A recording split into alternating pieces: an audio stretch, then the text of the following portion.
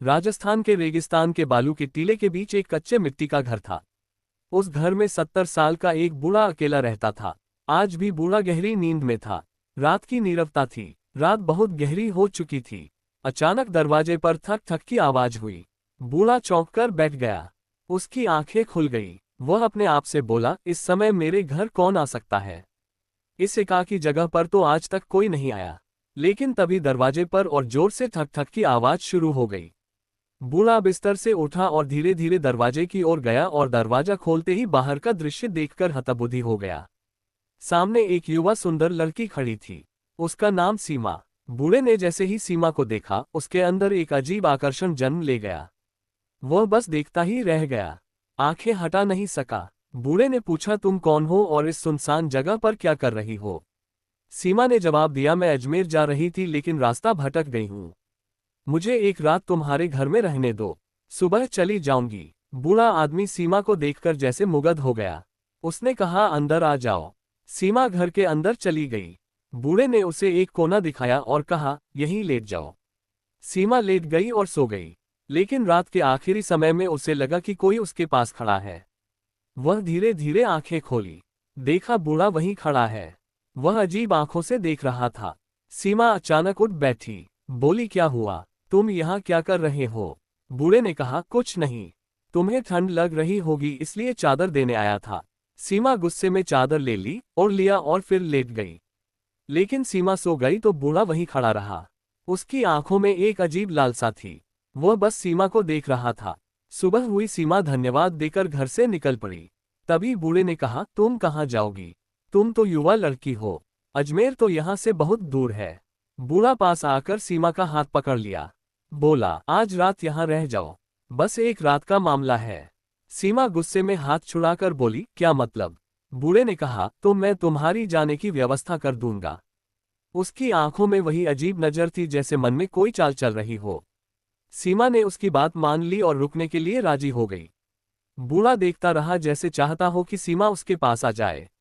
रात हो गई। सीमा कोने में अपनी बिस्तर पर लेट गई। बूढ़ा अपनी बिस्तर पर लेट गया। जब रात का आखिरी पहर आ गया तो चारों तरफ सन्नाटा था।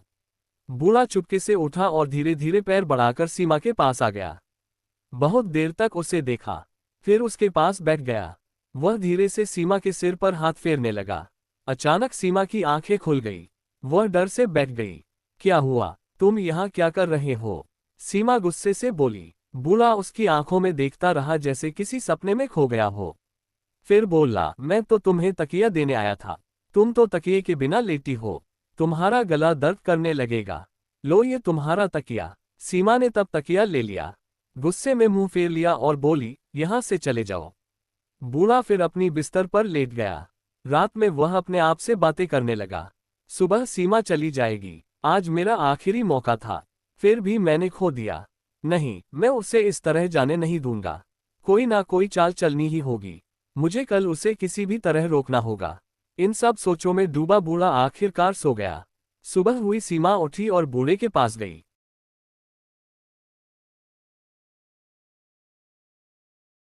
व्यवस्था की है। बूढ़ा उससे कुछ पल प्यार भरी आंखों से देखा, फिर धीरे से बोला, नहीं, तुम आज यहां से नहीं जा सकती। बूढ़े के शब्द सुनकर सीमा आश्चर्य से देखने लगी। वह पूछा, क्यों? मैं क्यों नहीं जा पाऊंगी? बूढ़ा बोला, तुम्हें एक और रात रुकना होगा। सीमा आश्चर्य से उसकी ओर देखकर बोली, क्यों, कोई समस्या है? सब ठीक ठाक तो है। मैं क्यों रहूं? बूढ़ा नर्म आवाज में बोला, अभी तुम्हारी जाने की कोई व्यवस्था नहीं हुई। उम्मीद है कल एक काफिला यहाँ से गुजरेगा और अजमेर की ओर जाएगा। सीमा ने जब काफिले की बात सुनी तो थोड़ी राहत मिली। उसने सोचा, ठीक है, कल काफिले के साथ निकल जाऊंगी। आज रात यहाँ ही काट लूंगी। बूढ़ा ये सुनकर अंदर ही अंदर बहुत खुश हो गया। अपने पास बोला, एक और रात मिल गई। पूरे दिन बूढ़ा दूर से बैठकर सीमा की ओर देखता रहा। उसकी आंखें अब और गहरी हो गई थी। रात होने लगी। सीमा अपनी बिस्तर पर लेट गई। बूढ़ा अपनी बिस्तर पर लेट गया, लेकिन उसका मन अब बेचैन था। वह लेटा तो था लेकिन आंखें छत की ओर नहीं, सीमा की बिस्तर पर सोई हुई सीमा की ओर घूमी हुई थी। उसकी सांसें तेज हो रही थी। दिल में अजीब उथल पुथल मच गई। धीरे धीरे वह बिस्तर से उठा। चुपचाप सीमा के पास जाकर ऊपर से नीचे तक देखता रहा। फिर उसके पास बैठकर सीमा के बालों को धीरे धीरे सहलाने लगा। अचानक सीमा हल्के से कांप उठी। बूढ़ा डर गया कि कहीं वह जाग ना जाए। डर में वह वापस अपनी बिस्तर पर चला गया। लेकिन तब से बूढ़ा सीमा का हाथ पकड़े हुए था। बहुत देर तक उसके चेहरे को देखा। उसकी आंखों में अब सिर्फ इच्छा नहीं, एक पुरानी प्यास भी जाग उठी थी। ठीक तब अचानक सीमा की आंखें खुल गई।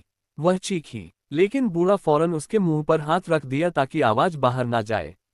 फिर वह हड़बड़ी में अपनी बिस्तर पर लौट गया। ऐसे लेट गया जैसे कुछ हुआ ही ना हो। सीमा पूरी रात सोचती रही कि यह बूढ़ा आदमी मेरे पास क्यों आया, क्या करने की कोशिश कर रहा था। उसका इरादा बिल्कुल अच्छा नहीं लग रहा। वह डर से कांप रही थी। सोचते सोचते आखिरकार सो गई।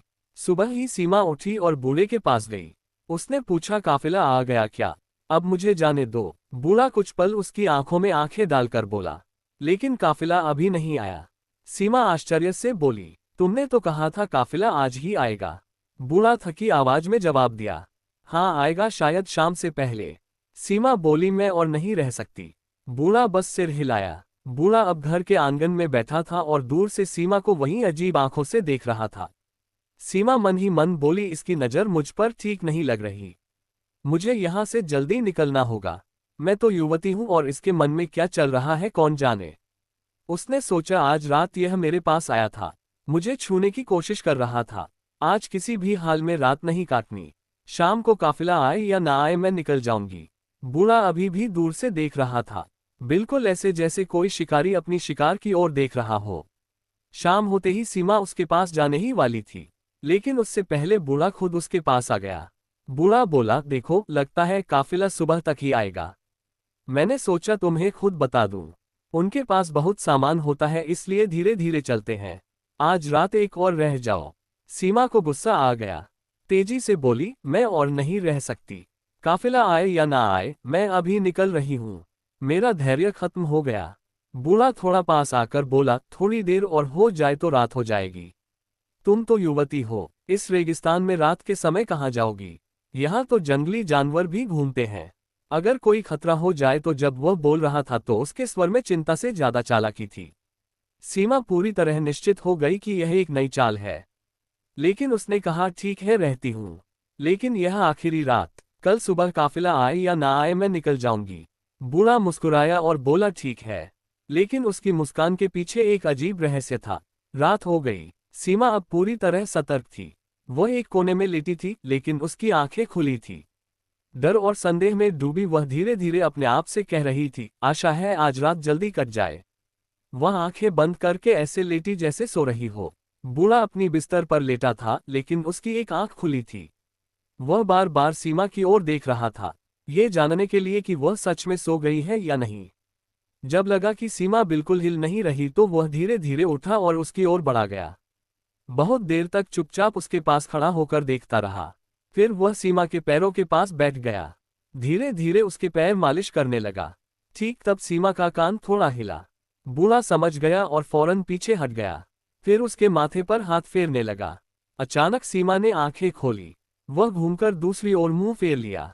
कुछ नहीं बोली, लेकिन उसके शरीर की हलचल से पता चल रहा था कि वह जाग गई है। बूढ़ा चुपचाप उठा, फिर अपनी बिस्तर पर लेट गया। उसके हृदय में अजीब घबराहट थी, लेकिन मुंह पर कोई पछतावा नहीं था। सुबह हो गई। सीमा उठी और सीधे बूढ़े के पास गई। उसने तीखी आवाज में पूछा, हाँ तुम्हारा काफिला आया क्या? नहीं तो कोई नई बहाना। बूढ़ा कुछ देर चुप रहकर बोला, काफिला नहीं आया। सीमा को गुस्सा आ गया। मैं तो पहले ही जानती थी कि कोई काफिला नहीं आएगा।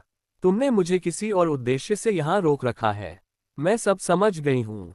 अब मैं एक मिनट भी यहाँ नहीं रह सकती। मैं जा रही हूँ। वह झोपड़ी से बाहर निकलने की कोशिश करने लगी तो अचानक बूढ़ा उसके सामने आ खड़ा हुआ। उसके रास्ते में खड़े होकर बोला, तुम यहाँ से नहीं जा सकती। सीमा बोली, रास्ते से हट जाओ वरना मैं जोर से चिल्लाऊंगी। बूढ़ा धीरे से बोला, तुम्हारी आवाज यहाँ कोई नहीं सुनेगा। सीमा गुस्से में चिल्लाई, तुम क्या चाहते हो? तुम मुझे क्यों रोक रहे हो? तुम्हें तो मेरे बाबा की उम्र है, थोड़ी शर्म नहीं आती? बूढ़ा गंभीर स्वर में बोला, जैसा तुम सोच रही हो वैसा नहीं है। तुम जिसे ढूंढने अजमेर जा रही हो शायद वो यहीं कहीं है। सीमा बोली, मुझे यहाँ एक पल रहना भी नहीं चाहिए। और तुम्हें कैसे पता कि मैं अजमेर किसी को ढूंढने जा रही हूँ? बूढ़ा बोला, यह मैं अभी नहीं बता सकता, लेकिन अगर तुम आज रात यहीं रहो तो ये तुम्हारे लिए अच्छा होगा। सीमा आश्चर्यचकित हो गई, मन ही मन सोचा, फिर वही चाल, ये बार बार मुझे क्यों रोक रहा है? आखिर इसका असली मसला क्या है? बूढ़ा बोला, कहा ना, एक और रात रुको तो कल सुबह तुम्हारे सारे सवालों के जवाब मिल जाएंगे, और शायद अजमेर जाने की जरूरत भी ना पड़े। सीमा अब कंफ्यूज हो गई थी।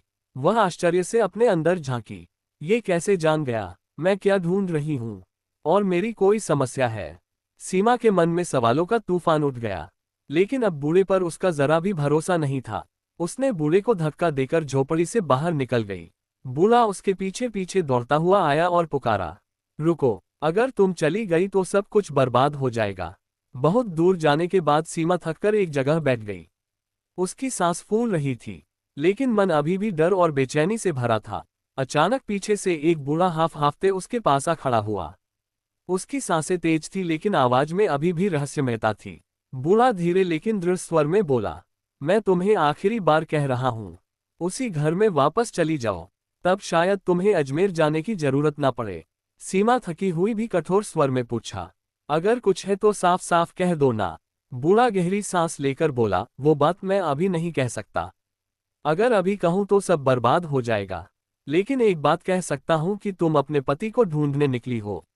सीमा ये सुनकर हक्के बक्के रह गई। उसकी सांस जैसे एक पल के लिए थम गई। हाँ, मैं अपने पति को ढूंढ रही हूँ। वो कई दिनों से लापता है। मैंने कई जगह ढूंढा, अब अजमेर की ओर जा रही हूँ। लेकिन तुम्हें ये कैसे पता? वह चकित होकर पूछा। बूढ़ा बहुत गंभीर स्वर में बोला, मुझे सब पता है, लेकिन तुम्हें मेरे साथ एक रात और काटनी होगी, तभी मैं तुम्हारे सारे सवालों के जवाब दे पाऊंगा। सीमा इस अजीब शर्त सुनकर तौर से गिर पड़ी। वह डर, संदेह और कंफ्यूजन में बूढ़े की ओर देखती रही।